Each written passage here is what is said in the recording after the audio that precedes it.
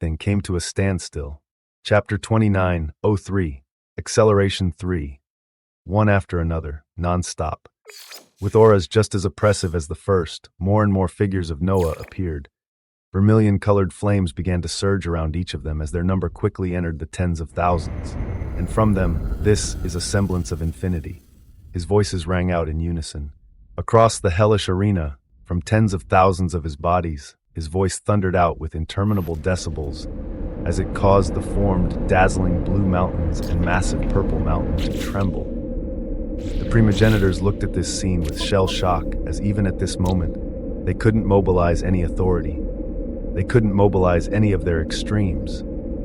And at this moment, they felt the burning auras of tens of thousands of bodies of the Honored One, focused not just on the entities enclosed in mountains surging with existential extremity authorities, but also towards them while we're akin to sitting ducks with no extremes to protect them. And his voice reverberated out again. I do it. This was not to demoralize you or admonish your year's worth of work. I do this to express undeniably and quickly the grandeur of my existential extremity authorities, as with them, there lies a pathway to survival. Yes, Noah chose to utilize quintessence and disable all other authorities that weren't quintessential, not to make the primogenitors seem like fools or discredit their terrifying power. He wanted to make it known clearly and without contest. He wanted to cement in their minds what his existential extremity authorities truly were. He wanted to let them know they didn't have the proper tools. So long as Steele had any of the existential extremity authorities under him, he would have a semblance of quintessence. He wouldn't be helpless under Noah's embodiment, as maybe then he could express his power as an entity at the 8th gradation of extremity. So they had to be shown. Even his people had to be shown. From the tens of thousands of bodies stretched across this domain, the endless cerulean brilliance of infinity flashed. If it were coming just from his main body alone, its brightness would be astounding. But it came from tens of thousands of directions as it formed into an inescapable sea of existential extremity of authority that cascaded down and crashed into everything. The dazzling blue and purple illusory mountains, the entities that made them. Henry and Commander Fung shook their heads with wry smiles as the mountains they weaved together, the existential extremity authorities began to be crushed under the weight and slowly disappeared. They had plans, yes, but plans meant nothing when they were entirely outmatched. The pervasive glow of blue remained across this space as the tens of thousands of figures of Noah, emanating great hockey at the 7th gradation of extremity, all stared at the entities around him. Quintessence, infinity, or tyranny are the 3 pathways for survival. Choose one and proceed on it, and the Planolith Crystallos will further accelerate your advancement. Since we are entering a critical threshold of our existence, Planolith Crystallos will be provided in abundance, Noah proclaimed. The infinite hyperversal haven had already forged hundreds of thousands of Planolith Crystallos. If not have his people utilize them at a time when their future was unknown, also depending on how powerful the existential extremity authorities became, what use would they have? So, the tens of thousands of figures of Noahs began to disappear one after another as golden prompts began to rise in front of all entities here. All loot obtained in the existential dungeon raid rift will be increased by 10,000% for the foreseeable future. A middle-grade existential loot cache will be granted to all inhabitants of the infinite hyperversal haven on the gradations of extremity. A single middle-grade existential loot cache contains 2 random pieces of middle-grade armaments of extremity, 100 middle-grade existential Planolith Crystallos matching one's path, and 1,000 low-grade existential Planolith Crystallos. The eyes of Noah's closest people opened wide. Even though nobody came close to even landing a tendril of authority on him, he was actually already planning on being this generous. And truly, he had to be. At this moment in time, the infinite hyperversal haven was akin to a factory that had produced a large amount of Planolith Crystallos, and was still doing so at a rapid pace. And the rate at which his people were able to obtain them from the dungeon raid rift was far too low. And with the heavy retaliation of the Castes coming, they truly had to attain as much usage and strengthening of his existential extremity authorities. So dazzling multicolored treasure caches began to descend around all of those here, as their eyes couldn't hide their joy. Before the perplexed and dumbfounded figures of the primogenitors, treasure caches also descended as they rationalized and accepted what had just occurred. The Bard of Vitalis gazed at all of this from a distance, as a melodious tune slowly built up around him, looking at the dazzling figure of Noah in the distance that had returned to one, as with a thoughtful expression, this being spoke out. "Quintessence, I shall traverse on the weavings of quintessence." Nearby primogenitor turned their eyes over. From the space above the Bard of Vitalis, reality tore as vermilion gold blood weaved out and came to wrap around his figure, a colorless glow descending with it as the treasure cache in front of him opened its lid to show an array of colorless quintessence planolith crystallis. The tune he played began to change ever so gradually as his existence accepted the lineage of the Weaver of Extremity. As his lineage accepted quintessence, the symphony he played gradually turned bombastic and victorious. His monkey-like visage bopped back and forth as his voice spread out amidst his rising symphony. "No longer will I be the Bard of Vitalis." Brilliance unfurled. Heavy boomings echoed out with glory as he didn't even need to finish his words. His lustrous white fur began to change and gained a vermilion glow, with his eyes simmering with a colorless light as from his existence, quintessence began to radiate. It was the first appearance of the Bard of Quintessence, Chapter 29:04, Acceleration 4. Change. It was something hard to accept, but the truly powerful entities were those who accepted change without too much rejection or regret.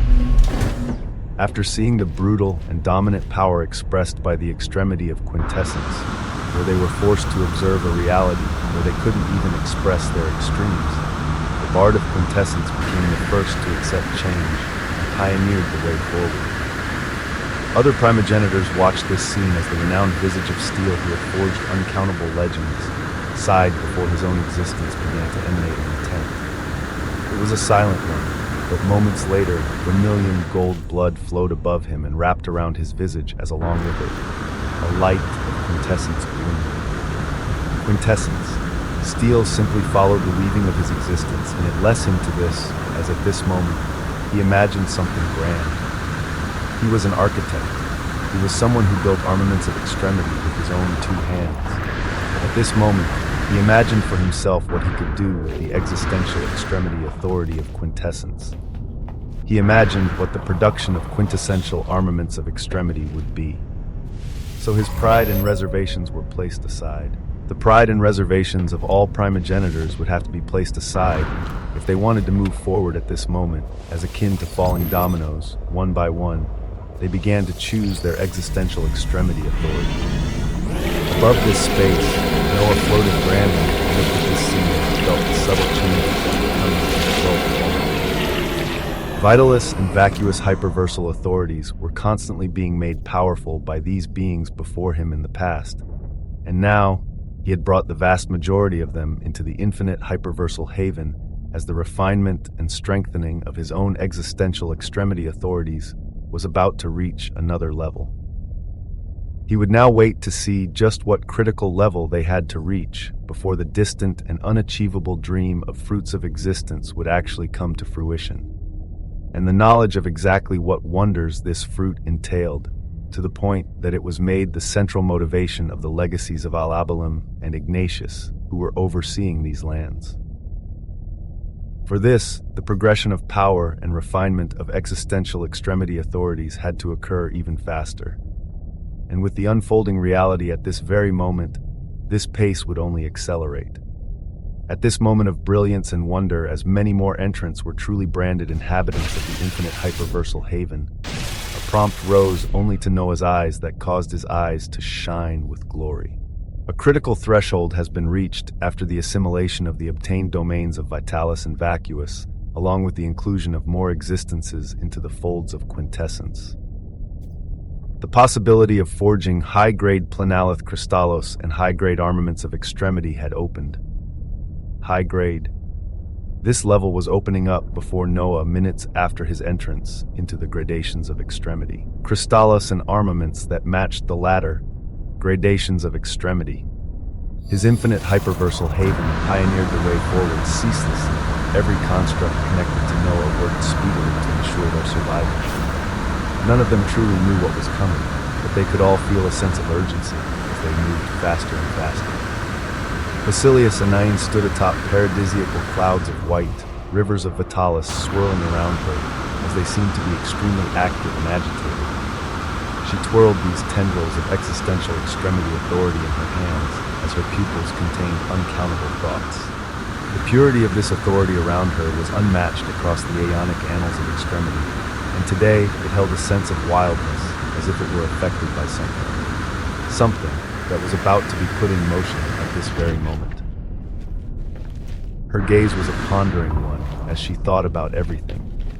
There were a variety of ways to go about resetting existential domains. One could spend a somewhat significant amount of fruits of existence to activate a legion of decastes of extremity. An even more costly option was the descent of Basilius themselves.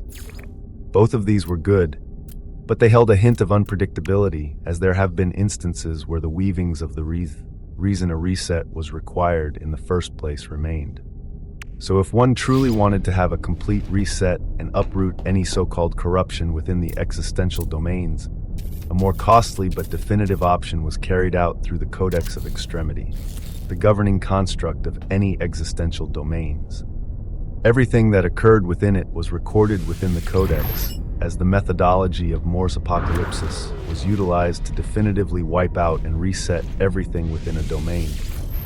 Nothing would be left behind as that which was in existence, that which was in non-existence, and everything in between would be erased. Nothing escaped the game of the Codex of Extremity. So, if your existential extremity authorities somehow overcome this, if you are able to survive a cleansing at such a fundamental level, then we shall see of the opportunities opened up with this, Noah Osman. The thoughts of Basilius Anayin were her own as at this moment. Hung! A blaring sound reverberated from the center of the Archeos Vitalis Pylos, as all streams of Vitalis existential extremity authorities changed directions and converged towards a single point. All massive cylindrical pillars of glorious white light released tendrils and changed directions. At the very center of Archeos Vitalis Pylos, a brief but oppressive illusory image of an ancient book flashed for an instant. Basilius Anayin became stern at such a moment, as she couldn't imagine what Archon Basilius Alabal was facing as he initiated such a process. The resources he had taken from Archon Basilius Ignatius and his own being the key to starting all of this. Rumble! Archeos Vitalis Pylos began to tremble and pulse all around. The decastes of extremity that weren't hibernating rose and gazed at the changes as they moved. Basilius and I knew. All of them knew that a significant change had been initiated that would forever alter the history of the existential domains they ever saw. They all knew that Morse Apocalypsis had began at this moment. Chapter 2907, Morse Apocalypsis 1. Morse Apocalypsis, a process with a heavy cost, and it was done through something that very few even understood. Under the authority of the Codex of Extremity, it was ushered forth as the moment this occurred. The Archeos Vitalis Pylos and Archeos Vacuus Pylos trembled. The grandeur of the Codex of Extremity flashed over them briefly as the Basilius of Al-Abalin and Ignatius felt its undeniable glow. The decastes of Extremity kneeled down respectfully under its light as what powered them, the fruits of existence. Their authority was what powered up the very Codex of Extremity. Thereafter, snap! The connection the dicastes of Extremity felt to the weavings of Vitalis and vacuous hyperversal domains was cut off. Basilius Anayin raised her head in the Archeos Vitalis Pylos as her silver-white hair glimmered with brilliance, confirming how she could no longer sense the weavings of anything below. No surface of the existential domains below could be felt as if they didn't even exist. They would only feel the lands below them again when 9 days were up, when everything was erased and started once more. Basilius Anayin closed her eyes while letting out a light sigh, thinking of what result would come out 9 days from now as, let me get a move on as well. She also began to move earnestly, in the Archeos vacuous pylos. Roiling clouds of darkness filled the earth as obsidian flames of vacuous existential authority painted the sky. Serene paradisiacal lands stretching out into the distance with grasped rectangular structures seen rising gloriously. In the vastness of this Archeos vacuous pylos, legions of Decastes of extremity were left hibernating as the Basilius of Ignatius reigned supreme. At this moment of great change, when the Moors apocalypsis was initiated, within the roiling black clouds churning with nothingness, something unique could be seen at this moment. Unseen and undiscovered by others, tendrils of blue light flashed as it seemed like mere lightning that crossed the surface of the roiling black clouds. The last time these blue tendrils of light were seen was after the cleansing of all those with records connected to the most recent honored one, and they weren't devoid of a will. Whatever will was contained in these blue tendrils of light noticed the occurring change as things seem more obscured. Can I move with a little bit more freedom now? A devilish will could be felt in these words as the moment they passed. The tendrils of light seemingly fused into the roiling black clouds and disappeared even deeper into Archeos vacuous pylos. At this same moment in time, within the aeonic annals of extremity, the annals kept records of all things, but they could be manipulated, and records could be masked. The weavings of vacuous and vitalous annals of extremity could be erased or altered. Then there was the Codex of Extremity, something not understood, something not truly known. Within it, nothing within existence or non-existence could be manipulated or altered. So when the Moors apocalypsis was initiated with the Codex of Extremity, just how would this great reset be carried out? In the Vitalis hyperversal domains, within the throngs of the planar palisades of extremity, where scattered planes of existence could be found outside the scope of the seven havens of extremity. The desolate mausoleum where Noah stemmed from was once anchored in such a vast emptiness before his entrance into the seven havens, as far from where it stood in the past. In the depths of the planar palisades, there was a small plane. Within this plane of existence, clusters of cosmos and universes serenely followed their own rotation. In a small world within one of the many universes in this plane, a family garbed in animal skin could be seen sitting around the campfire, the father holding a story to three children to his partner. A cave stood behind them, where tools could be seen scattered, and a forest extended around them as sounds of animals could occasionally be heard. It was a scene of serenity and happiness, as everything seemed how it should be. And yet in the next moment, a blinding white light shone above. It was so out of place that the father raised his head to see something never observed before. In the skies, a tear could be seen in space as from it, a low guttural snarl was heard first. And then, as if records were spilling into existence, a four-legged shining with utmost brilliance stepped out of this tear in space, its body emanating intense waves of the purest, vitalist existential authority. Bestial in nature, this creature on four limbs had a predatory visage, and its head seemed reptilian in nature. Two white eyes radiating coldness and apathy, shining down as on its back. Radiant white wings were outstretched. Three sharp tails that seemed like malleable spears twisted behind it. As the moment it appeared in this space, its gaze turned down and gazed at the family below. The father grasped his club tightly to protect what he had to protect, seeing the apathetic glare of this beast as even though it seemed otherworldly, he held no fear. And he spoke towards his children and partner behind him. "Run!" In shock, his partner grabbed their children and ran towards the forest as the father, he bellowed out valiantly, smacking his club down before roaring towards the beast in the skies. The beast gazed at this with cold apathy before it warped and appeared right in front of this man, the tails behind it dancing as one struck out sharply. Sa! Uniquely, the tail striking out came at a speed the man could actually follow, even though barely any traces of mana were within his body, much less any weavings of extremes. And yet an attack by a beast bathed in existential extremity authority could actually be followed by him. Why was this? Why could an entity not even fully cognizant of utilizing mana be capable of following the attack of a beast bathed in existential extremity authority? Chapter 29:08 Moors Apocalypsis 2. Like a valiant warrior, The man veered his head to the side just in time to escape being skewered by the tail. He could see the speed of his club smashing towards the head of the beast in retaliation as squelch! His body came to a halt. His club was pierced through by the other two sharp tails, his own vision being obscured in his attack, as his head and chest were pierced through a moment after. The light within his eyes dimmed. Then, his body became engulfed in white flames as he gradually turned to dust, and even this dust was swallowed up by a raging wind. Behind him in the cave, the beast spat out white flames as the tools and carvings here all began to burn and disappear. Very soon, there was no sign of the man, not any sign of where he lived. An empty cave. The fire he and his family were sitting around was gone, and the lands looked untouched and unvisited by any living thing. It was the start of the first day of Moore's apocalypsis, and on the first day, all entities in the first gradation of extremity or below will be wiped out from existence. Their records, their very being, every single thing. This was a glimpse within the planar palisades of extremity, far from here, between the vitalis and vacuous hyperversal domains. A raging war was still unfolding as Emperor Shao watched out with a tired gaze, chaos currently unraveling as the more powerful primogenitors in the supernal havens of extremity were stating that something unfathomable had occurred moments ago.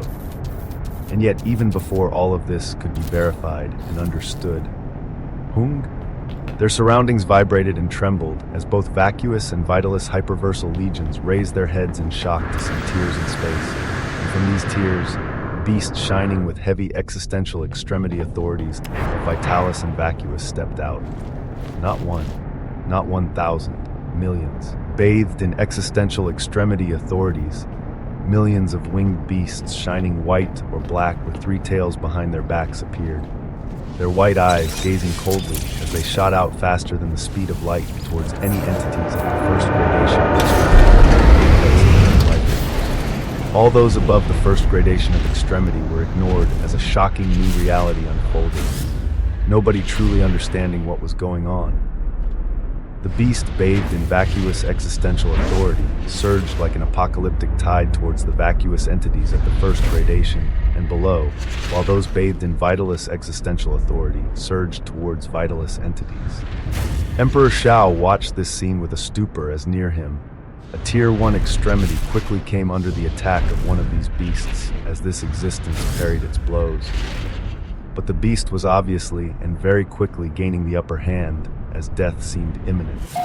What was unique was that even with the blinding existential extremity authorities around this beast, the Tier 1 extremity who didn't grasp any existential extremity authority managed to follow and initially trade blows with it. A beast at the first gradation? The gaze of Emperor Shao was sharp at the deteriorating situation in the surroundings, his sword ringing and shooting out as he appeared above this beast and swung down. The three tails of the beast shot out at speeds far faster than those at the first gradation of extremity should be capable of. And Emperor Shao's pupils changed as he found his sword was actually blocked. Blocked by the beast who was having a fight against a Tier 1 entity as this beast itself seemed to be at this level a moment ago. Yet the moment that Emperor Shao moved against it, boom! Its aura erupted upwards. Billowing existential extremity authority raged around it as they formed into dazzling swordlight that struck out against Emperor Shao like a storm. Boom! The impact was heavy as Emperor Shao was smacked back, his figure only stabilizing a distance away as he turned to find the visage of the beast had calmed after he was rebuffed. But its three tails had now pierced into the body of the shocked Tier 1 entity as his body burst into white flames and began to disappear from existence. Thereafter, the beast didn't even spare a glance towards Emperor Shao as it surged towards a group of apex aeonic life forms, its aura once more dwindling as at this moment it seemed to match those at this level as it struck out and battled against them. After the initial trading of one or two blows, it was very apparent that it had the upper hand as its three tails shot out, piercing the bodies of three apex aeonic life forms as they began to burn into white flames. It was an astounding scene. And such a hellish scene was occurring all around, as even at this moment, nobody knew what was truly going on within the aeonic annals of extremity. In the gaps between existence and non-existence, a construct of interminable proportions was in a constant paradoxical flux, a paradoxical flux of existence and non-existence. But still, it existed within the confines of the aeonic annals of extremity. It even further existed under the undeniable authority of the Codex of Extremity. At this moment, inside the infinite hyperversal haven, Noah's visage was gazing at the eruption of existential extremity authorities all around him as the primogenitors took in his lineage and concepts, his existence feeling the strengthening of his concepts in real time. But at such a moment, rumble, the surroundings trembled. No, it wasn't the surroundings, but the very infinite hyperversal haven itself. Noah's gaze rapidly changed as the will of the infinite hyperversal haven communicated with him. Millions of foreign life forms have surrounded the infinite hyperversal haven. What was this? His gaze was stern as his existence pulsed. They couldn't have been located. It was an impossibility. So what exactly had happened? Boom! Without notice to others, Noah's body exploded into a cluster of vermilion flames as the Weaver of Extremity moved in earnest. His will covered the vast infinite hyperversal haven and their connection. His vision saw what lay outside of its barriers and boundaries. He saw four-legged beasts with wide-spanning wings and three tails, their bodies burning with either vacuous or vitalous existential extremity authorities. Existential extremity authorities that were so pure, even purer than the dicastas of extremity. And at this moment, their auras were mighty as they were drilling across the barriers of the infinite hyperversal haven. Noah's existence blared. The Weaver of Extremity gazes upon the unidentifiable life forms before it. The Weaver of Extremity gazes upon the existential apocalypsis beasts. Chapter 2907, Moore's Apocalypsis. 3. Existential apocalypsis beasts. Their appearance was a heavy and tremendously dangerous thing, as Noah's home should not be one that could be found. Living in a paradoxical state of existence and non-existence, it should not be capable of locating. The first thought one would have at a scene like this was that this was just the prelude, and droves of castes of extremity would follow. Basilius of Al-Abalum and Ignatius would follow. And then everything would be gone. This would be the first thought. But Noah didn't let his thoughts run rampant as he focused. This initial sense of doom passed as the Weaver of Extremity truly gazed at the existential apocalypsis beasts that were drilling into the infinite hyperversal haven at this moment. The Weaver of Extremity peels across layers of history as records. He became bathed in vermilion-colored flames as his eyes closed, and everything before him disappeared. He saw whiteness. He saw himself amidst this whiteness. And then he saw reality beginning to fill into this whiteness along with different versions of himself. Different possibilities into unrecorded versions of himself stepping into the future. And he saw an astonishing scene. Of the possibilities of the weavings of records and history in the near future, he saw no dicastas of extremity, no Basilius of Al-Abalum or Ignatius. Noah's will surged as he continued to read the weavings of existence all around him, of the unfolding records echoing out here, and of the extremes stretching out into the future. And he was shocked to grasp a truth with his weaving that the gazes of dicastas of extremity and Basilius were not present. They would not be present for the foreseeable future. But in their place were these existential apocalypsis beasts. Shah! His eyes opened. He gazed at the beasts with a profound light, as after ascertaining the current state of affairs, he truly looked at them as their weavings were made clear before him. Of profound origins tracing back to the formation of the existential domains of Vitalis, the weavings of this existence are ushered forth by the Codex of Extremity. All of its weavings have a singular purpose, the completion of the Moore's Apocalypsis that has been initiated through the Codex of Extremity. This existential apocalypsis beast is currently within the first gradation of extremity, as its purpose is to completely erase any existences within the existential domains of Vitalis. After its purpose is achieved in the next day, it will be recalled as the Moore's Apocalypsis continues to be carried out. Droves of information came. Each sentence from it was more important than the last, as from the weavings he had unveiled, Noah learned many things. Moore's Apocalypsis. The Codex of Extremity. The purpose of these shocking beasts. and its current stage of power. It stated currently at the first gradation of extremity. Why currently? And could it change later? As he peeled the layers of secrecy, Noah's figure disappeared and actually moved outside of the infinite hyperversal haven, coming to the barrier and boundaries that these beasts were drilling through as he came within meters of these terrible existential apocalypsis beasts. And they didn't react to him. As if he didn't even exist, they continued their relentless advancement into the barriers of the infinite hyperversal haven, as there were a few incongruencies with this. First, no entity at the first gradation of extremity would be able to force their way into the infinite hyperversal haven. And yet these beasts were drilling across and almost halfway through, even though their power should be at the first gradation. At this very moment, the infinite hyperversal haven was pulsing as droves of existential extremity authorities were being used to resist and stop the advancement of these beasts into it. But it didn't seem possible. Their entry seemed inevitable, as they would get to complete their purpose. The Weaver of Extremity peels away falsehood and gazes at the truth of the current reality. Noah's existence flashed at such a moment as he came to appear in front of one of these millions of existential apocalypsis beasts, his hand swinging down. Bzzzt. And the existential apocalypsis beasts in front of him reacted to his existence as the pure existential extremity authority of Vitalis around it blared. The aura it gave off instantly blared and emanated tremendous waves of the 7th gradation of extremity as it exploded with tendrils of Vitalis towards Noah. Boom! They were genuinely of the 7th gradation of extremity, and truly powerful ones at that, as they were filled with existential extremity authority. But against Noah, they weren't enough to even send him back an inch as his body dispersed the exploding authority, his eyes becoming stern. He wasn't against his people or primogenitors at this moment, and against enemies, Noah was brutal. Hung!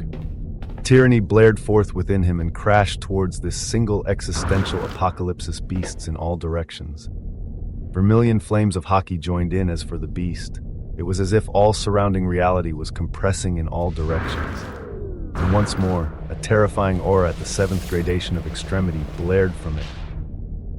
But against the power of none other than Noah, who held 4 existential extremity authorities, power of this level was nowhere near enough. Crunch. Within an instant, the glorious white-scaled body of the 4-legged existential apocalypsis beasts was crushed into a gory scene of white blood and bones, its majestic wings and tails nowhere to be seen as the extremity of Loot gazes at the new target. A blinding golden light washed over the remnants of the beast. Remains that held within them pulsing translucent tendrils of authority, especially within the organs of this beast, and its records were rapidly eaten up. Its weavings became even clearer to Noah, his 9 pupils dilated as prompts cascaded before him. The extremity of Loot dances with profound joy at the highest quality of records that have appeared before it. The extremes of greed and devouring surge and sink their jaws into the fray. The weavings of the existential apocalypsis beasts have fully unveiled themselves before you. Chapter 2908, Moore's Apocalypsis, a 4. Yes. After destroying one, Noah was able to fully and without a doubt understand these creatures before him. And what shocking process did they signify? What shocking reality they were bringing forth? All of it was related to Moore's apocalypsis. The extremity of Loot has extracted from the target 36 fragments of the endocarp of a fruit of existence. The extremity of Loot has extracted from the target 41 fragments of the mesocarp of a fruit of existence. The extremity of Loot has extracted from the target 51 fragments of the exocarp of a fruit of existence. The extremity of Loot has extracted from the target 21 fragments of the seed of a fruit of existence. Its blood and bones, its very being. Everything about it was powered by nothing else than the fruit of existence. In front of Noah, dazzling Loot showed itself as fragments of many pieces came together, their intent serene, as when all required pieces were there. They would be capable of forming a single fruit.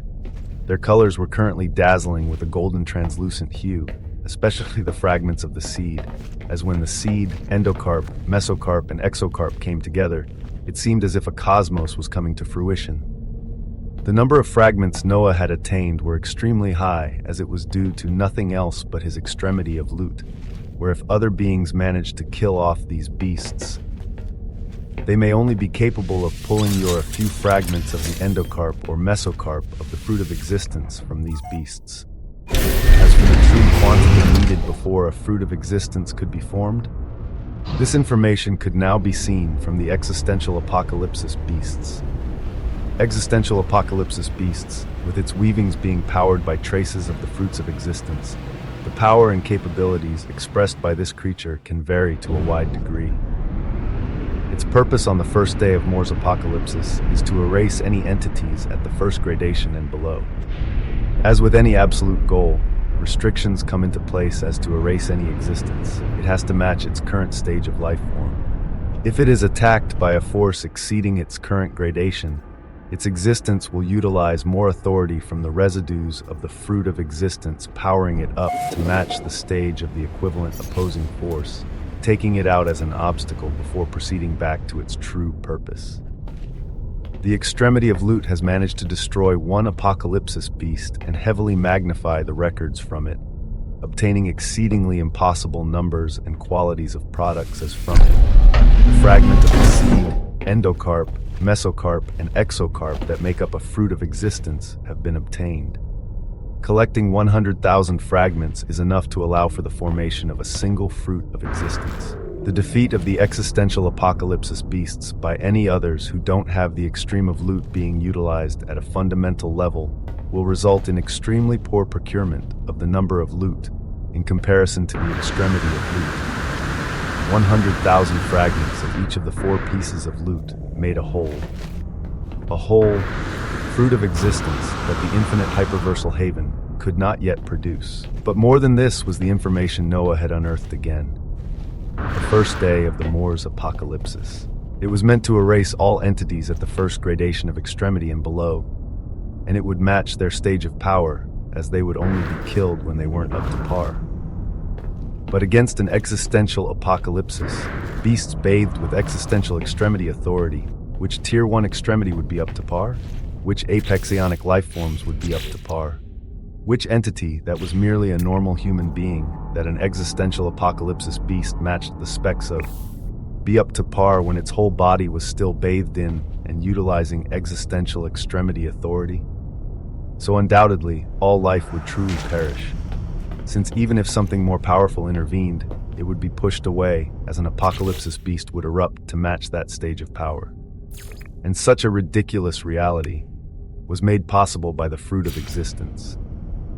It allowed the beast it powered up to be capable of being in the first gradation of extremity, and yet it could raise its power to the 7th gradation of Noah's just because Noah attacked it.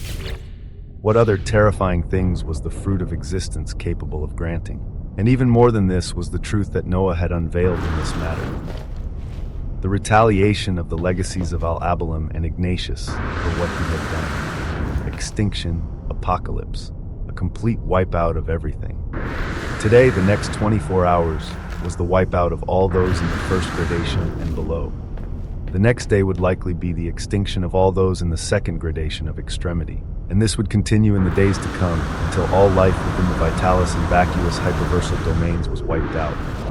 Everything in existence and non-existence.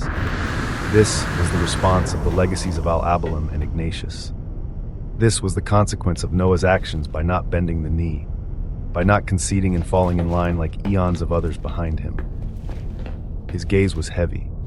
His figure burned with vermilion flames of brilliance as at this moment, surrounded by existential apocalypsis beasts all around, he seemed so alone. Had he not expanded quintessence and infinity to the existential level, none of this would have occurred. Had he not rebelled against the legacies of Al-Abalim and Ignatius overseeing the vitalis and vacuous hyperversal domains, they would not have initiated Moore's apocalypsis that would cause the genocide of countless quintillions. All life. All traces of weavings of any of their records in existence. All of these thoughts and weavings settled in Noah as his figure seemed so extremely desolate. A heavy and inescapable weight settled on him as for any others, it would have instantly crushed them. But he stood alone as in the next moment he disappeared. He fluttered across existence and non-existence as he traversed the aeonic annals of extremity. He stepped into Vitalis, as in the next instant, his main body appeared within the supernal haven of dissolution. He saw a floating archipelago, grand in stature. Under his gaze, time seemed to be frozen as he saw tens of thousands of existential apocalypsis beasts rushing down. Smilodons and dragonflies roared out defiantly as there were many that had already burst into white flames, their existence being erased at this very moment. No doubt, scenes like this were occurring across existence. Across Vitalis and Vacuous, countless entities were undergoing an apocalyptic genocide as all of this fell under his shoulders. Other people initiated this Moore's apocalypsis. Yes. They decided to wipe out all things. Yes. His decision was also at the crux of it. His decision led everything here. And as he bore the weight of his actions, utmost desolation surrounded him as rumble. A pressure unlike anything he had ever released before began to rise with him. Purple, radiant waves of tyranny unfurled. He would bear the weight of his actions. Yes, his actions brought things here, but the alternative was to continue eons of oppression and silent but small-scale genocides. Genocides of powerful existences seeking the way past Vitalis and Vacuous. The alternative was to continue living in lands where the legacies overseeing them considered them as insects, as seeds, to continue powering up their existential extremity authorities as they collected fruits of existence. The extremity of tyranny stands firmly in defiance. The extremity of quintessence states that it is time to run wild. The pressure and might he emanated became so utterly obscene as he uttered out. Existential hyperversal embodiment. It was silent, but it was like a thundering call across all of the supernal haven of dissolution. Freely and with wanton abandon, the existential extremity authority of tyranny began to spread wildly, its goal being to cover all of this haven. He would bear the weight of his actions, and he would ensure that those who had initiated it would face something far worse than apocalypse. Boom! Chapter 2909, Moore's Apocalypsis. 5. Selfish. This was something Noah understood about himself long ago. To succeed in life, one had to be selfish of their own interests, of their family, and of what they wished to accomplish. But in existence, nobody was alone. One being's goals and selfishness could always impact others. And as the weaver of extremity, Noah was now particularly in tune with the weavings of extremes, existence, and records of all those connected by him, all those impacted by him. And at this moment, he felt it all. He felt weavings of the immeasurable pain and death spreading out across existence as he was in part responsible. Due to this, boom, he let loose. Tyranny ran wild as the first time Noah cast the embodiment of tyranny. It didn't expand to target or enclose a small domain. Waves and tendrils of the existential extremity authority of tyranny began spreading out to cover all of the supernal haven of dissolution. Below Noah, a massive purple throne materialized as he sat on it grandly, the throne creaking from the weight he bore. Of the tendrils of tyranny spreading out, illusory manifestations of vassals bowing towards his direction appeared en masse. At such a time, two intents boomed from Noah. One was filled with a burst of vermilion hockey and reverberated across the supernal haven of dissolution. The other was contained in the wildly spreading waves of tyranny as it was targeted towards the existential apocalypsis beasts. Come! Kneel! Simultaneously, booming out at the same time. The come was directed towards all entities within the supernal haven of dissolution, as Noah didn't even ask them to call out to him. He didn't even ask for them to call out to the Weaver of Extremity, as he could feel their desperation and shock at the blooming apocalypse. And his power was enough that he could easily and forcefully teleport any entity below the 7th gradation of Extremity. There was no time for them to call out to him. So he simply called them, as with him, at the very center. Vermilion-colored flames wrapped around every entity in the surroundings. These flames jumping madly to stretch out towards all of the supernal haven of dissolution. And at the same time, he told others to kneel. He told the existential apocalypsis beasts to kneel like the countless illusory figures kneeling towards him in the skies of the supernal haven of dissolution. The beasts simmering in white existential extremity authority of Vitalis, of course, did not follow such a command. their three tails buzzing along with their aurora of wings as they erupted with authority at the seventh gradation of extremity. But this was the seventh gradation of extremity. What was it to Noah? Milliseconds after he achieved extremity, he was already contending with those in the fifth gradation. And now, kneel! The moment that the existential apocalypsis beasts resisted his command, the illusory figures of vassals kneeling across the supernal haven of dissolution gazed down with fury as waves of tyranny formed above and began surging down like an endless purple sea. The skies trembled, the floating archipelagos shook. Seething waves of dissolution froze and tumbled as an undeniable pressure descended on the tens of thousands of existential apocalypsis beasts in front of the archipelago before him, and the hundreds of thousands of other existential apocalypsis beasts in other archipelagos stretching out towards the horizons of the supernal haven of dissolution. Their numbers exceeded a few million, and the pressure of tyranny, the pressure to kneel, the forge of oppression emanating from Noah, he had it going down this entire haven. He had it pressing down on all of the existential apocalypsis beasts as in sequence, one by one. Their four limbs began to buckle from the wild pressure of tyranny. Their heads began to bow while their tails turned down. Their ferocious glimmers shine with defiance, but the power pressing down on them was too mighty as their heads bowed one by one. And the moment they did so, crack! Their bodies began to crack and be ground down as if a singularity had formed at the core of their existence. And in the span of a millisecond, crunch! A heavy sound reverberated across the supernal haven of dissolution as every single existential apocalypsis beast was pressed down and faced with a bellow of extinction. They came to rain down apocalypse, and yet they faced their own moments later. The extremity of apocalypse dances to a somber tune of glory. The extremity of loot surges over a whole haven, atop every dying existential apocalypsis beast. The golden light of loot flashed, the maddening light of apocalypse observed, and quintessence began to run wild as the extremity of loot has extracted from the target 44,637,880 fragments of the endocarp of a fruit of existence. The extremity of loot has extracted from the target 41,185,350 fragments of the mesocarp of a fruit of existence. The extremity of loot has extracted from the target 40,284,335 fragments of the exocarp of a fruit of existence. The extremity of loot has extracted from the target 28,759,775 fragments of the seed of a fruit of existence. Millions of blinding particles of radiance unfurled. A single existential apocalypsis beasts had given him 20 or 30 fragments when he first killed. Now he killed approximately 3 million as the loot ridiculously jumped to fragments of millions of endocarps, mesocarps, exocarps, and seeds of the fruit of existence. And all he needed were 100,000 fragments of each to form a fruit of existence. It was a tremendous achievement. But even as it occurred, Noah was nowhere close to done as from his main body, a glimmer of infinity shone. And thousands of clones unfurled from his single figure in an instant. And each of these clones became bathed with a vermilion light as they disappeared into the folds of space and records. Their destinations were the remaining supernal havens. Their destinations were the nether havens of Genesis, Penumbra, Oceanus, Alera, Andromeda, Dissolution, and Helios. Their destinations were the planar palisades.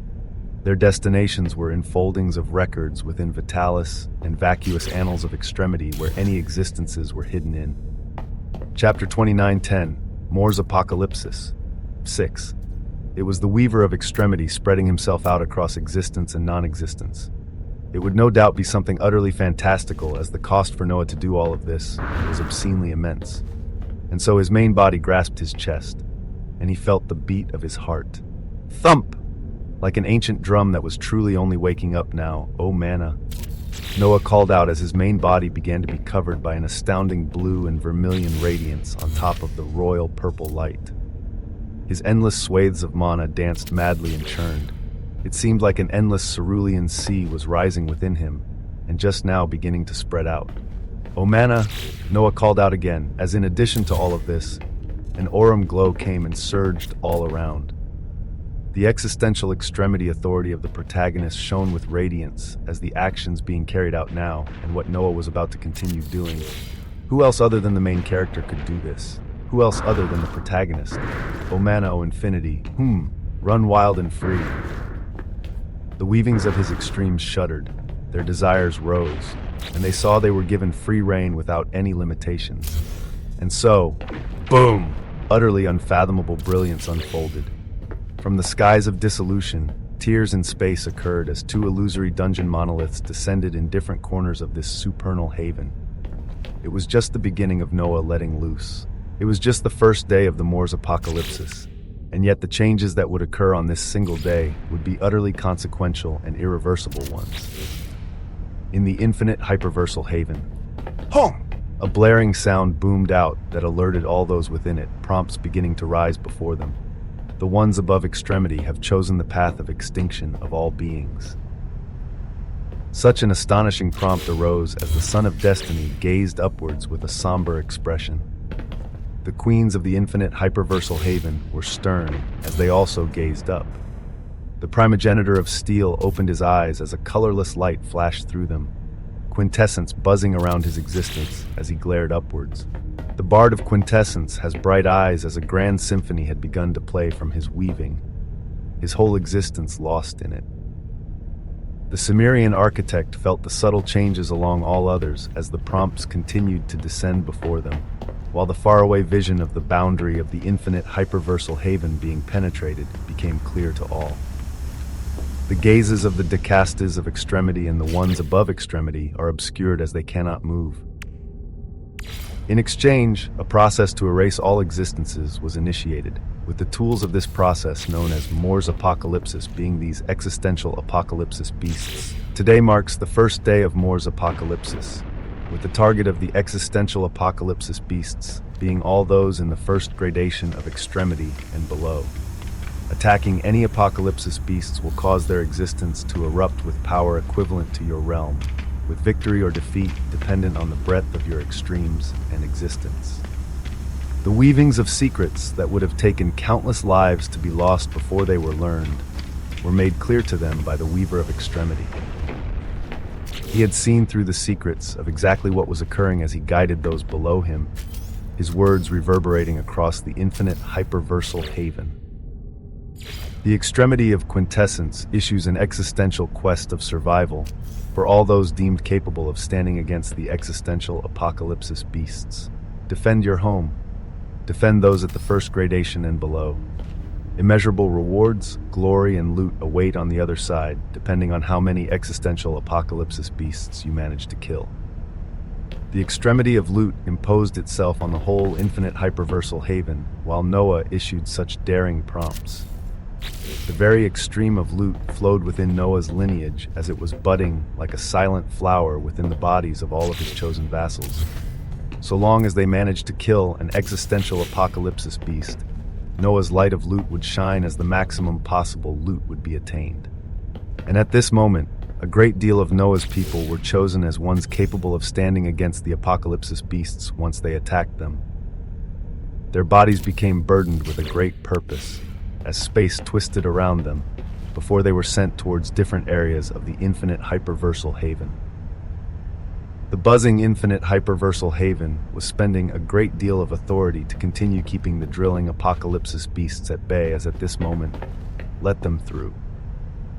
The words of the Weaver of Extremity echoed out. The infinite hyperversal haven began to stabilize, and across its barriers and boundaries, a few massive cylindrical pathways formed as they opened up the defenses widely. The apocalypsis beasts only had a single purpose, as those nearby, these formed passages surged across them speedily, while those in the distance changed their route to also come through the wide-open defenses. The path of least resistance was followed by these killing machines, as they surged in seeking to accomplish their purpose. So across the infinite hyperversal haven, it seemed like abyssal pathways from above had opened as from them. Tens of thousands of apocalypsis beasts began to descend with shocking glory and power. The record of Oppenheimer stared at the legions of enemies with a blinding light of destiny. Beside him, Commander Feng shone even brighter as these two past enemies stood side by side. Around them, primogenitors and some of Noah's closest vassals could be found, with even the figures of the Daughter of Hatred and Ayame present. Their whole existence was filled with purpose, as they were warped here to defend those weaker than them. To defend the inhabitants of the new domain they called their home. Today, the ones above Extremity made a choice of genocide and apocalypse for all those in the Vitalis and vacuous hyperversal domains. Against such a choice, we forge our own path, we weave our own story. The voice of the Extremity of Quintessence reverberated all around as it held a fantastical sense of magnetism. Weave your own story. Chapter 2911, End Times 1. A Time of Death. A time of unfathomable brilliance. Listening to the words and prompts rising before them, all the chosen inhabitants of the infinite hyperversal haven picked up the truly important things from them. That today was the first day of Moore's apocalypsis, that those in the first gradation of Extremity were now targeted. Following this logic, it meant many more days of Moore's apocalypsis would follow, as after the extinction of all those in the first gradation, those above them would follow, so they had to make their stand. And seeing the legions of existential apocalypsis beasts descending, they moved to weave their own records. They moved to weave their own stories. Stories, legends. At this moment, a clone of Noah's was floating valiantly at the very peak of the infinite hyperversal haven, as near him, a cylindrical pathway that allowed legions of existential apocalypsis beasts to pass down stood. The beasts rushed down with interminable purpose as Noah watched them pass by, gazing at his own people as he told them to weave their own stories, their own legends. What was the life of a being other than a story? A collection of records of how they lived their lives. Around Noah's already blazing figure that was radiating throngs of vermilion flames, the weaving of a grand extreme began to stir. Yes, Noah uttered out with sharp eyes as he looked at the throngs of his people flying upwards to face legions bringing down an apocalypse. Their records and existence would shine brilliantly as they forged their own stories. And stories held power.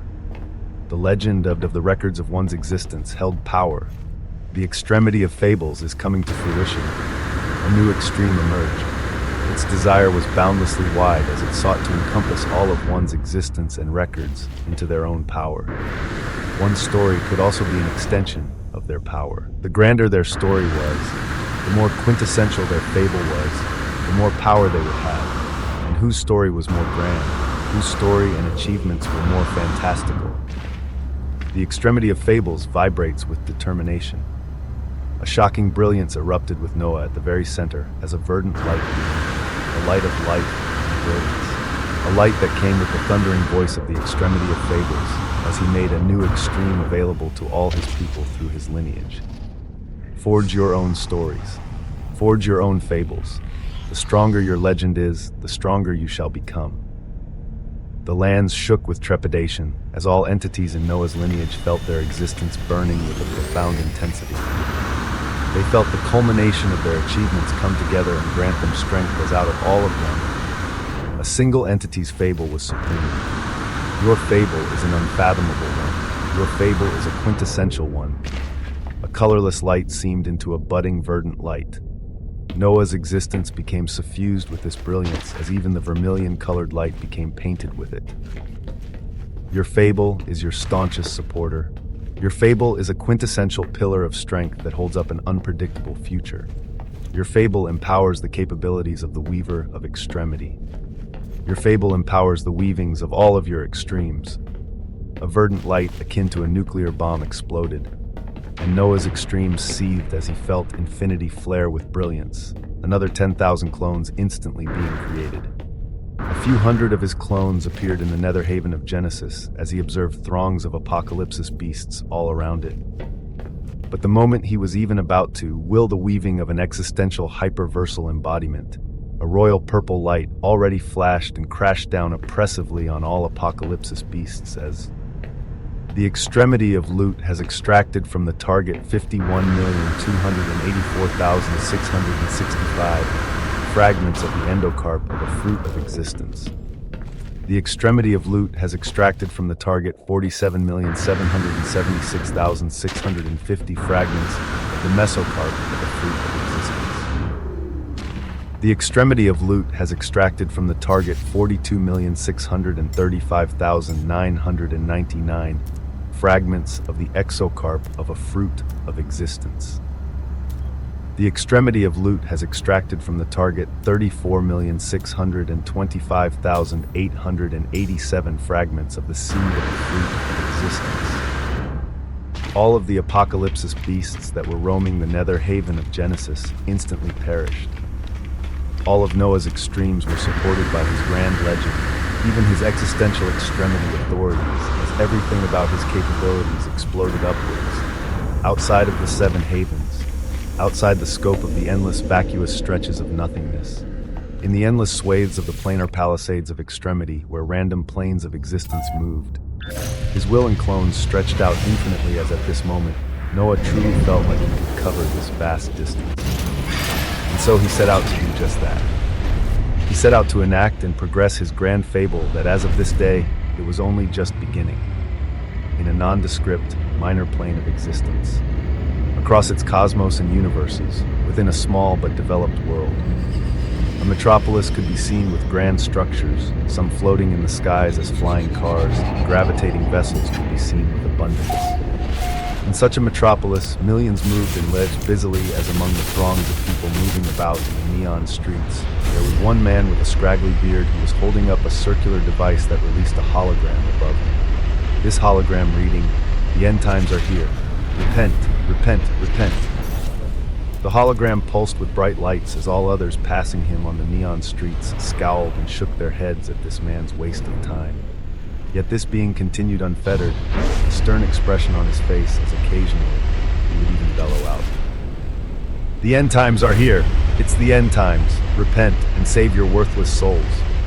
His voice was deep as it rang out across the neon streets, and just as he was about to increase his pitch while yelling at the skies, he was dumbfounded to see the skies torn open as tens of apocalyptic beasts descended. Chapter 29:12, End Times. Boom, boom. The defenses of the metropolis instantly activated as lasers and railguns boomed out, a thin barrier rising as under the descent of the white apocalyptic beasts. Raging white flames thundered down and destroyed everything. Ah! Shock and horror quickly spread as it was actually happening. The doomsayer himself was shocked, while the sign above him continued to blare with the words of end times, his expression rapidly changing to joy as he spread his arms out while bellowing with a trace of madness. "Ha ha! I was right! I was finally right, you fools!" He spread his arms out wide to welcome death. While others were scrambling chaotically around him, he was laughing freely as white flames burned the skies themselves, thundered down. And a colorless light flashed, and the raging white flames disappeared. The doomsayer blinked as he gazed at the skies again.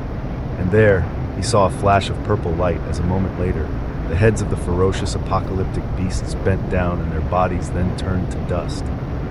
Those scrambling gazed up in shock. The doomsayer was incredulous, as while gazing up, he barely saw the outline of what seemed to be a man appearing far above them.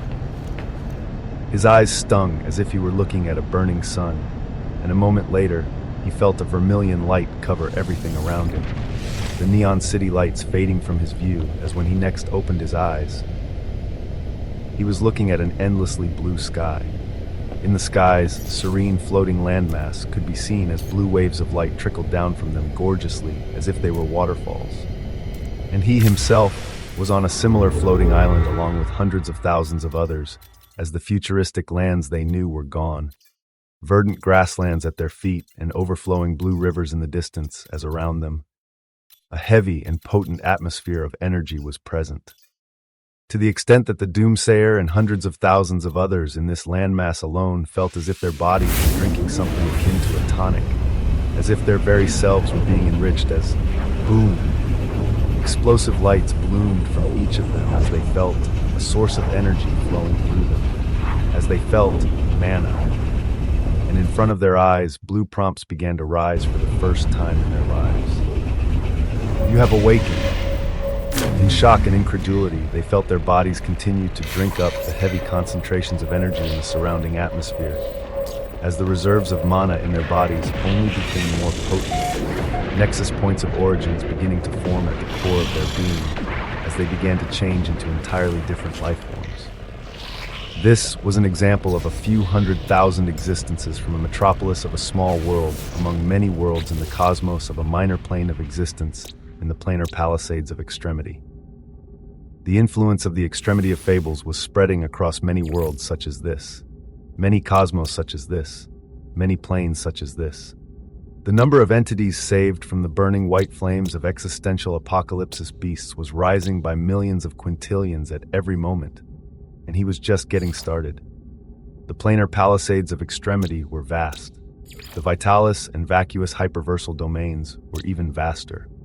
On this day, the myriad of existences across these domains would all become intricately connected to the weaver of extremity, only a distinct few losing such a favor due to their own actions. Within dissolution, the figures of Extremity Blue, Sierra Mestris, and the Avernus Extremity Overlord gazed around with blank expressions as those they considered against our extremity had abandoned them and were nowhere to be seen. Their existence felt hollow and drained, as if they would never be able to easily cross the gradations of extremity again. Their fate tumultuous, as likely a very obscene end was coming. Far from here, in the region outside of Vitalis and Vacuous, where legions from both sides clashed, the visage of the Prime Devourer could be seen amidst the core of the legions of vacuous hyperversal domains, as he stared with a dull look towards the legions of descending existential apocalypsis beasts, whose terrifying reign was put to a pause as a single being appeared. The figure of a single entity made his entrance as many had seen him before on this same battlefield, but his appearance now was undeniable.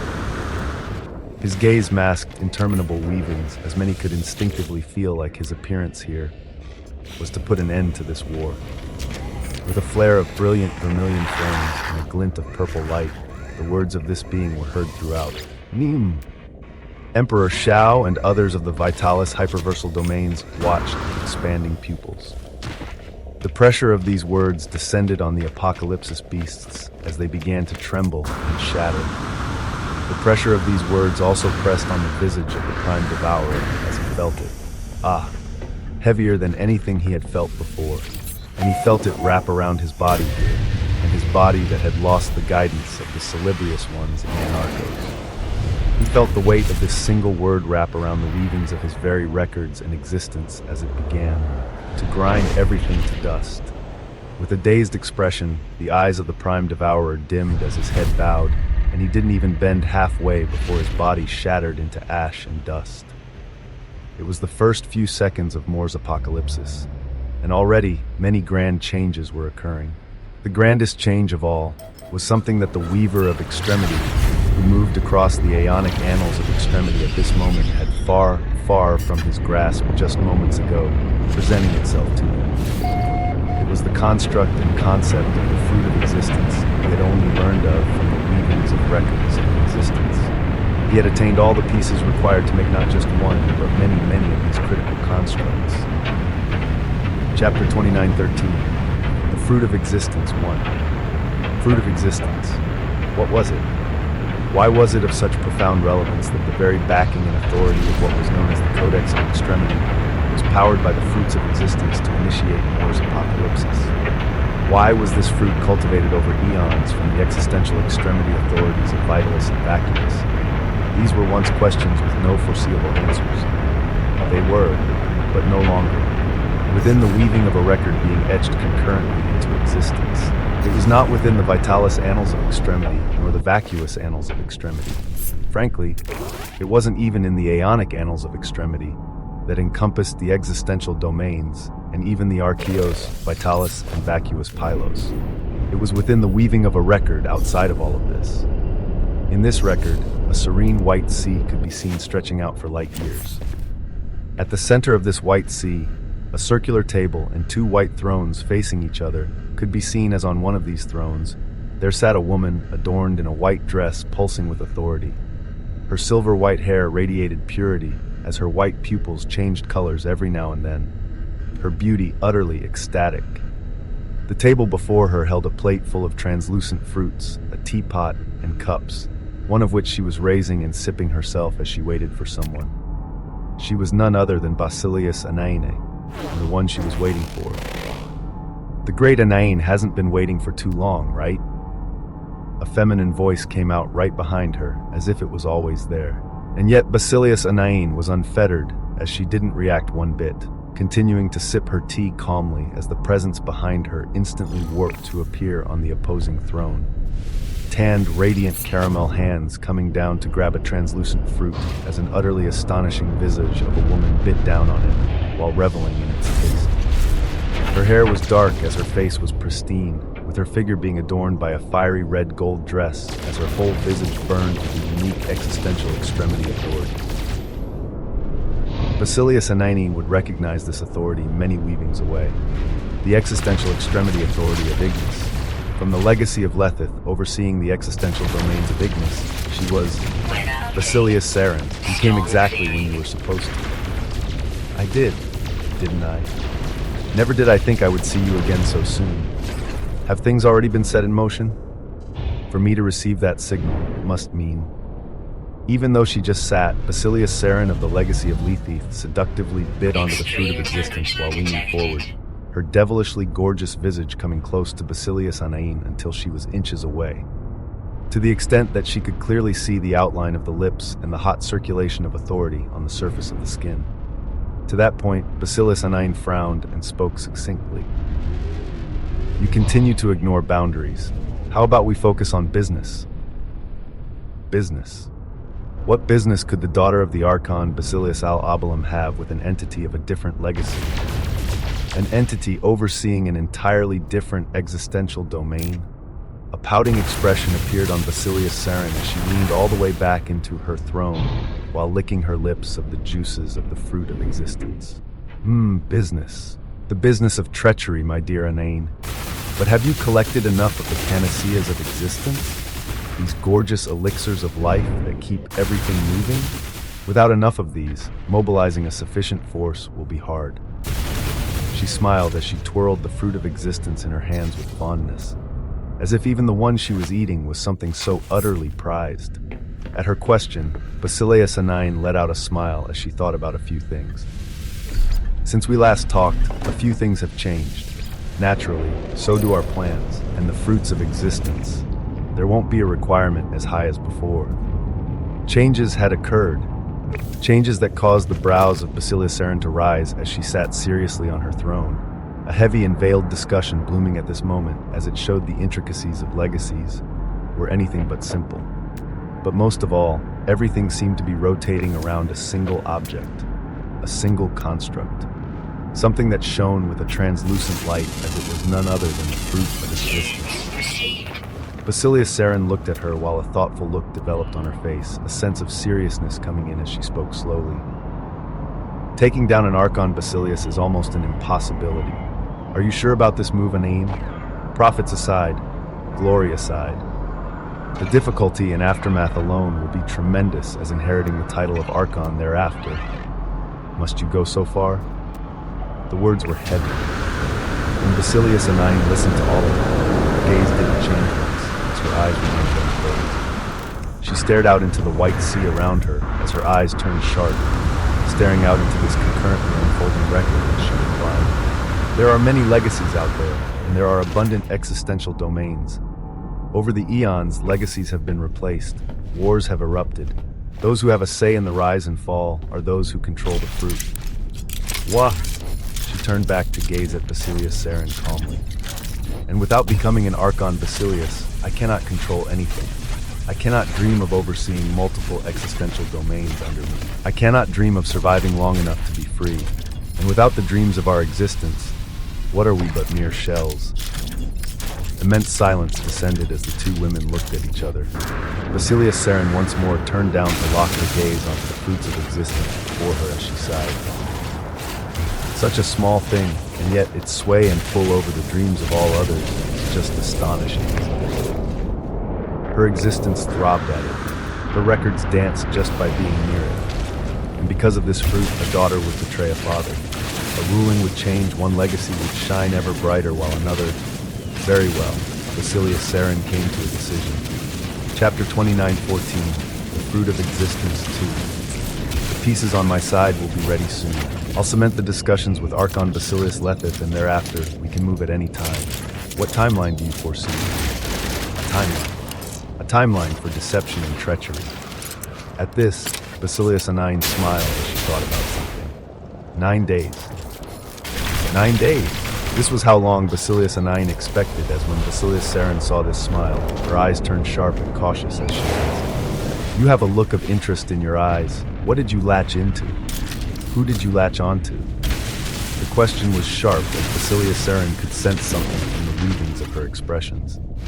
But the moment she tried to peer a bit deeper into these weavings, she came upon a blank wall, as she could only ask. The smile from Basilius-her slowly faded into calmness. She replied lightly, "Something special. It may turn out into a factor. It may not. I'm still waiting and seeing." The words further caused the cautious light in the eyes of Basilius-her to burn as the temperature in his whole record began to rise. "It's not a man, is it? The moment that I hear a man has laid his hands on you." An utterly domineering and possessive light shone from her eyes as Basilius-her leaned forward again, her eyes openly locking onto the astonishing visage of Basilius-her as once more. "Boundaries, Basilius-her.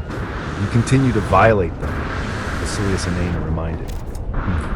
Basilius-her harumphed as she came out of her unique state of mind at these words, her figure rising as the hot air around her only became more intense. She looked up to calm herself as she spoke. "All right, 9 days. 9 days before you enact your dream of holding on to a codex of extremity. I sure hope you've prepared enough fruits of existence to utilize it." The codex of extremity, one of the deciding factors in all the weavings of this deception. Only Archon Basilius-her had access to it, as with the Codex of Extremity, one could do many things. And it was because Archon Basilius-her had already done many things that Basilius-her did not, for a second believe she could do this all alone. Not against someone who had been utilizing the Codex of Extremity for so long, not against someone with the wealth that Archon Basilius-her had accumulated, not against someone who had assimilated so many fruits of existence and continued to consume them unceasingly. The difficulty was high, but it was things with the highest difficulty that were always the most rewarding. I'll keep in touch. Let me know when all the pieces can move. Whap! With a flicker of crimson gold radiance, Basilius-her entirely faded as if she were never there.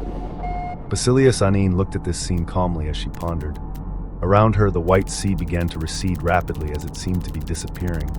The skies, the space, everything about this record seemed to be receding and disappearing as within moments, even the throne opposite her disappeared. She waved her hands as the fruits of existence in front of her also faded away, as an instant later, she was standing in a black record. She was alone. The concurrently unfolding record had all but faded as if it never occurred. As if this meeting never occurred. It wasn't etched down or recorded anywhere as this meeting never occurred. In the bounds of the Ionic annals of extremity. Moving between existence and non-existence, the expanding and ever-strengthening construct that was the infinite hyperversal haven stood staunchly. Within it, at depths other beings could not even enter, the figures of the manifestation of the infinite hyperversal haven and ruination could be seen. In front of them, the Dowager of Quintessence could be seen along with the figure of none other than her son, the extremity of Quintessence. When you mentioned a fruit, I had to see for myself. She oversaw the cultivation of many of the herbs and spiritual fruits within the infinite hyperversal haven, as she even dabbled within the alchemy hall. At the mention of something that exceeded anything cultivated in the infinite hyperversal haven, she came to observe. Noah nodded towards his mother with a smile as he waved his hands. Above them, tens of thousands of fragments of what would make up a single fruit of existence gathered. 100,000 fragments of endocarps, mesocarps, exocarps, and the fragment of the seed of the fruit of existence itself. They shone with a golden translucent light as they began to rotate as if they were stellar bodies at this moment. The fragments of the seed were at the very center as they swirled and came ever closer, with pieces of the endocarp following up as pieces of the mesocarp and exocarp followed thereafter, as if they were making the composition of a genuine fruit. Noah spoke out with authority as the extremity of Lut exploded with a golden light, all the swirling pieces of the fruit of existence being brought together as a blinding light shone. In the midst of this process, the Dowager of Quintessence turned her head sideways and asked lightly, "You cannot multiply the composition of this fruit yet?" Her words were directed towards none other than Ruination. As akin to a filial daughter, the figure of Ruination replied in a soft voice of respect that didn't at all match the terrifying armament that she was. "Not yet, Mother. After I consume a fruit of existence, what it grants me will theoretically make it possible for me to begin multiplying the pieces that make it. We just don't understand much about it yet." The Dowager nodded at this, as in the next moment, a blinding light of existence shone. An existential light, and yet it didn't belong to any specific existential extremity authority. As it was coming to fruition, the Weaver of Extremity observes the formation of a quintessential construct. The quintessential annals of extremity record an unimaginable achievement, something far outside of his grasp at this moment. And yet, here it was. A fruit of existence is blooming before your very eyes. With waves of brilliance that caused his existential extremity authorities to shudder in excitement, a clear, translucent fruit bloomed before Noah. Its advent was the first sign that his enemies were about to be in a world of quintessential pain. Chapter 29:15. The Fruit of Existence 3. Translucent, radiant. The glow was initially blinding and covering everything, only to slowly start dying down to reveal the source that had begun to cause the surrounding weaving to pulse with a sense of excitement. The Dowager of Quintessence gazed at it with surprise, as Noah, Ruination, and the manifestation of the infinite hyperversal haven had sharp eyes. The fruit held an ever-present glow, as its texture was closely resembling that of an apple. It let out a translucent glow, with light passing through it, and yet at the same time, one felt like they could see their reflection in this fruit as well. Its appearance was unique as the moment it came to, it radiated a pull that all four entities here felt. It pulled on Noah's and his mother's soul. It pulled on Ruination, and it even radiated an undeniable pull towards the manifestation of the infinite hyperversal haven. Waves of glory seethed around Noah as his will went on to wrap around this dazzling fruit. He had to know.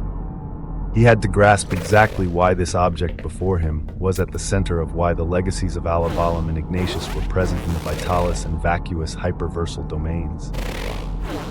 Like a hungry tide, his soul cascaded down on the translucent wonder. The object before you is something far and above your current grasp, and yet you have attained it. To understand it truly, one needs to have scaled the 9 gradations of extremity and achieved a special weaving of their authority.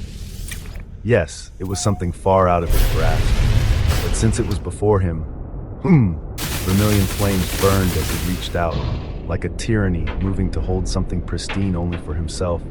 He reached out and came to hold this glorious translucent fruit in his hand. The Weaver of Extremity stares at the fruit of existence. The weavings of the fruit of existence begin to speak to you.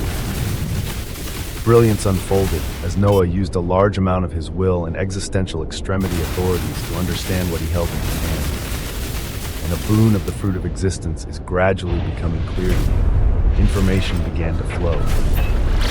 Weavings began to flow as Noah uncovered a single usage of the fruit of existence so far. Once devoured, the authority within the fruit of existence will reduce and reverse the deterioration of one's existence, going even further to expand the breadth of one's existence over time. Noah's eyes opened wide. The latter part of the prompt that spoke of the expansion of the breadth of existence was definitely terrifying enough, but Noah's pulsing will couldn't help but be shaken by the first part of the prompt. As one lived, one aged. All things fell to states of more and more disorder. The fruit of existence reversed disorder. The deterioration of one's existence was reversed, as Noah could feel that these words alone were not this simple. The effect of such words should be something utterly maddening, as they would affect everything about the one who devoured this fruit. But before he could even focus on this, another boon of the fruit of existence is gradually becoming clear to you. Once devoured, the authority within the fruit of existence can be directed towards a chosen concept within one's existence. The light of the fruit of existence can bathe this concept to cultivate it towards the existential level and go further to increase the authority of an existential authority. Another boon of the fruit of existence is gradually becoming clear to you. Those with means and capabilities of advanced utilization can take the authority of the fruit of existence and allow it to nurture selected records or domains. This existential nurturing can allow a selected existential extreme to be bound to a record or domain, with further elevations allowing the chosen domain of the extreme to grow into a construct of infinite possibilities. When the purity and refinement of an extreme bound to a record or domain reaches a critical level, it may even be capable of generating wisps of the authority of the fruit of existence that once empowered it. The weavings around Noah came to a halt. Vermilion flames burned brightly around him as he stared with burning eyes towards the fruit of existence in his hands. He had only barely managed to unearth 3 uses, and each one was more maddening than the last, as this most recent prompt, it held too many implications. The fruit of existence could be used to nurture domains themselves. It could be utilized to nurture the infinite hyperversal haven. It could be utilized to nurture Noah himself, and it could be utilized to nurture concepts. But the most astounding thing was the nourishment of a domain and binding of an extreme to it, as it meant the legacies of Alabalin and Ignatius strengthened Vacuous and Vitalis, bringing them to such a shocking extent as along with the seeds refining these very same authorities within, they were able to extract fruits of existence. It didn't seem like there was a limit. There weren't too many details Noah had uncovered, as there still seemed to be many mysteries. And even after unveiling 3 uses, Noah knew that he was only scratching the surface as under his gaze. He couldn't see everything right now. To the extent that maybe the best way to uncover any more weavings was to devour this fruit of existence before him and observe the changes within his existence. His very existence was crying out for it, as his extremes had already expressed their intent. Every single part of him wanted this unimaginable treasure, as after arriving at such a juncture, Noah breathed out and controlled himself. The first entity within the infinite hyperversal haven to get to enjoy the unfathomable wonders of the fruit of existence had to be a special one. So Noah held the fruit within his hand and turned to gaze towards an entity ahead of him who was looking at everything with curiosity. Mother, he called out to the one who went through tremendous adversity for him in his early days. He offered the honor of the first fruit of existence converged from the loot of the existential apocalypsis beasts to a single person whom he could never repay. Chapter 29:16, The Fruit of Existence 4. The extremity of quintessence offered the honor of the first fruit of existence to the dowager of quintessence, to the quintessential dowager. Ruination and the manifestation of the infinite hyperversal haven smiled as Amelia Osmont came out of her stupor and waved her hands dismissively. "Oh, stop it. I don't need something like that. You have a war to win, right? Just take them all as you need." Even at this point in time, she wanted the best for her son. Just like Noah, ruination, and the manifestation of the infinite hyperversal haven, her very existence was crying out for this fruit before her. But her role as a mother was so profound that among all of them, she didn't show an ounce of this intent. Noah smiled at his mother as he appeared before her, taking her hands and placing the fruit of existence on her palms. Take it as a gift for all the sleepless nights you had in the past, all the diapers you changed, all your worries and stress whenever I got sick, all your tears I could do nothing about for years. The Weaver of Extremity understood his records very well. He could go back to the moment his records first began and remember everything. The heartbreak and toil his mother had to go through. The long nights where he incessantly cried as an infant. The even longer days when his father was home. He could never in his life repay this woman before him, but he hoped to at least make her happy and free of worries now as he beckoned towards the fruit of existence in her palm. "Please, The Dowager of Quintessence gazed at her son with eyes of an overabundance of love that only a single being could portray, making sure not to cry at this moment as she let out a breath and gazed at the dazzling fruit in her hands. She then took it to her mouth and took a bite. Her whole existence exploded with an unfathomable light. Her mouth seemed to move by itself thereafter, as in a few bites, the whole translucent fruit was gone. Brilliance unfolded on her whole visage, as no doubt, grand changes were happening within her. But outwardly, Noah's eyes squinted as he saw her skin become more radiant, as she seemed younger. No, not younger, more so in her prime. As if after eating and beginning to assimilate this fruit of existence, she was becoming her most perfect self. My goodness. She spoke in a mesmerized tone as her very words brimmed with existential authority, her whole existence beginning to buzz as it scaled upwards in power. "You have to try this!" The quintessential dowager thus spoke as she became the first in the infinite hyperversal haven to devour a fruit of existence. Noah gazed at such a scene with a profound gaze as he waved his hands. Tens of thousands of fragments that made this unique fruit appearing up until the count reached 300,000 for all four components. And then, akin to the swirling stellar bodies of galaxies, all of these pieces moved and converged together as within the span of a millisecond, three dazzling fruits of existence came to fruition. One floated towards ruination. One floated towards the manifestation of the infinite hyperversal haven. And the other came into Noah's hands as with a tyrannical light, the whole translucent fruit was thrown to his mouth as he tasted this wonder for the first time. A foreign and yet natural authority bloomed within his body a moment later, as every part of Noah's existence was seemingly fighting. At this moment in time, Noah had made his will extremely analytical to explore and understand this authority closely. But even he nearly lost himself as he found the fruit of existence, made one experience with a profound sense of euphoria. So much so that it could even affect their mental state, as everything within their existence sought to drink up this authority. By the time Noah had chewed the fruit of existence, he felt as if an immense sea of authority exploded within him, as initially it was waiting for direction. For a mere instant, it waited for a direction as it spread across all of Noah's existence. But after this instant passed, this authority moved by itself. It sank into Noah's soul as a refulgence of brilliance erupted, as if it didn't even require Noah to choose. As if it had seen what he needed the most and instantly determined that it was Noah's soul. Noah analyzed this scene carefully and understood that naturally, the fruit of existence went to fill the deficiencies of an existence first before anything else.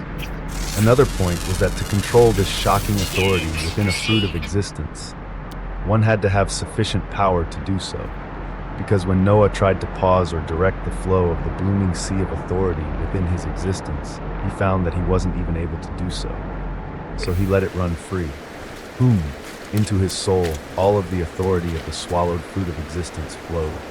Tendrils of vermilion flames weaved across Noah's existence as he studied what this authority was doing, with his soul emanating an intent of profound euphoria as he felt his breath begin to expand. His soul was akin to a container that held everything.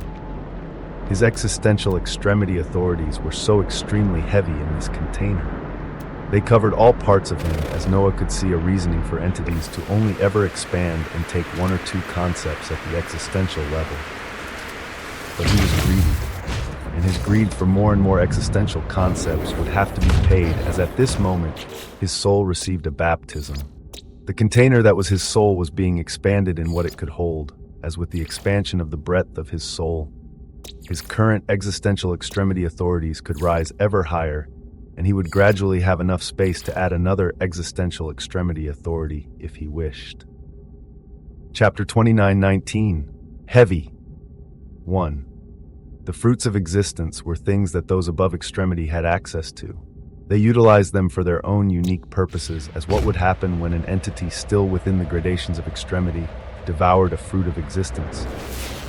If they weren't constructs like the decastas of extremity who were powered by the fruits of existence themselves, how would their existence react? Noah was experiencing this answer in real time, as the boundless waves of the authority of the fruit of